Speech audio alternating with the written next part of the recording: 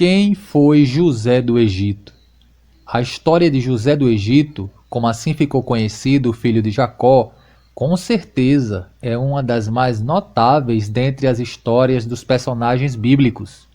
José foi o 11º filho de Jacó e o primeiro com sua esposa que mais amava, Raquel.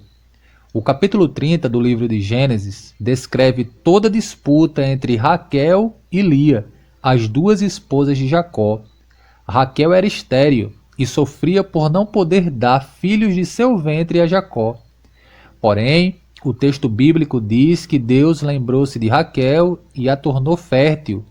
Então ela deu à luz a José e depois a Benjamim. José era o filho preferido de Jacó, pois além de ser seu filho da velhice, também era o filho de Raquel. José ganhou uma túnica especial de Jacó, o que demonstrava sua predileção. Outro fato que especifica essa condição de filho preferido é o episódio do reencontro entre Jacó e Esaú.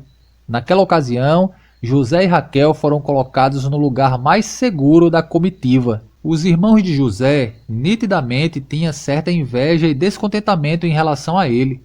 Certo dia, José foi enviado por seu pai para encontrar seus irmãos e verificar como estava o rebanho.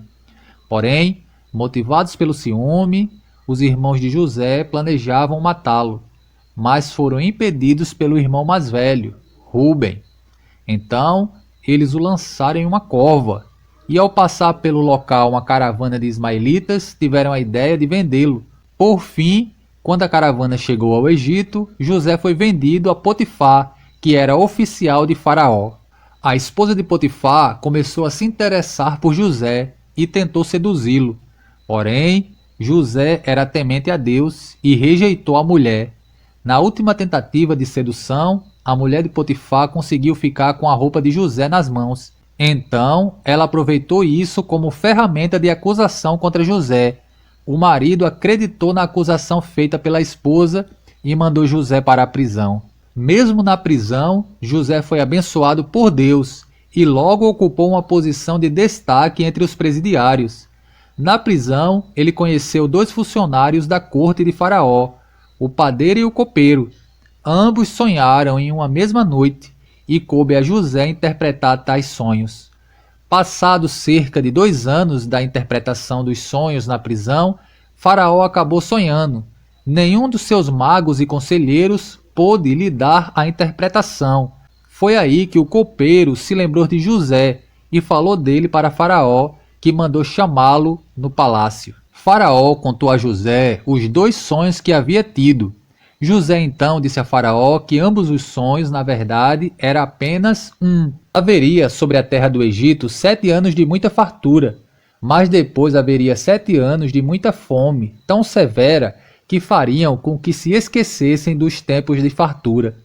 Além de dar a José a interpretação do sonho, Deus também lhe concedeu sabedoria para que ele apresentasse um plano para Faraó, a fim de que o Egito conseguisse superar os 7 anos de crise.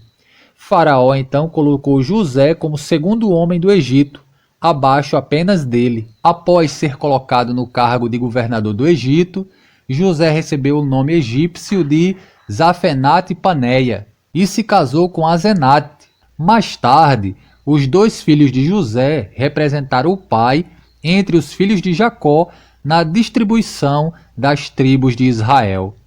Com a fome que assolava a terra, crescia a fama de que o Egito tinha mantimento. Isso fez com que os irmãos de José fossem até lá em busca de socorro. Em um primeiro instante, apenas José os reconheceu. Mais tarde, porém, após alguns testes por parte de José, o governador do Egito revelou sua verdadeira identidade aos seus irmãos. Aquele foi um encontro carregado de emoções. Após a revelação de sua identidade, José tratou de trazer seu pai e toda sua família para o Egito. Faraó também apoiou a sua decisão. Mais tarde, quando seu pai morreu, José cuidou dos preparativos para o sepultamento. Ele mandou que Jacó fosse embalsamado, segundo o costume egípcio, e o sepultou em Canaã. conforme era seu desejo.